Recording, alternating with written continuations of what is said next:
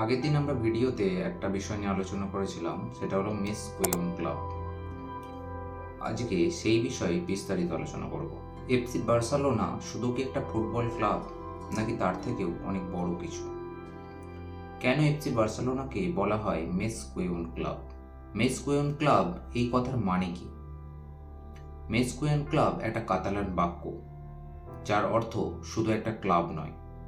কিন্তু প্রশ্ন হলো, কেন এফসি বার্সেলোনাকে এই নামে ডাকা হয়? স্পেনের একটি অঞ্চল কাতালোনিয়া, যার নিজস্ব ভাষা, সংস্কৃতি, পরিচয় আছে।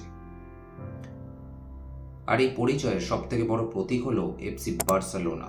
1939 সালে স্পেনে ক্ষমতায় আসে ডিক্টেটর ফ্রান্সিসকো ফ্র্যাঙ্কো। কাতালান ভাষা, পরিচয়, সংস্কৃতি সব নিষিদ্ধ করে দেন। কিন্তু তখন একটা জায়গা ছিল যেখানে মানুষ চুপচাপ প্রতিবাদ করত, আর সেই জায়গা হলো ক্যাম্প নো।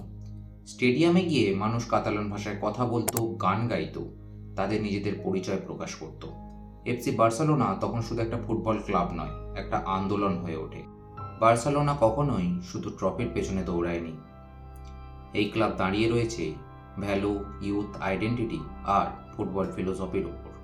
লা মাসিয়া তৈরি করেছে মেসি, জাভি, ইনিয়েস্তাদের, কারণ এখানে ফুটবলের পাশাপাশি মানুষ তৈরি করা হয়। এই জন্যেই এফসি বার্সেলোনা শুধু একটা ক্লাব নয়, এটা ইতিহাস, সংস্কৃতি আর মানুষের কণ্ঠস্বর। এই জন্যেই বলা হয় মেস কুইয়ন ক্লাব।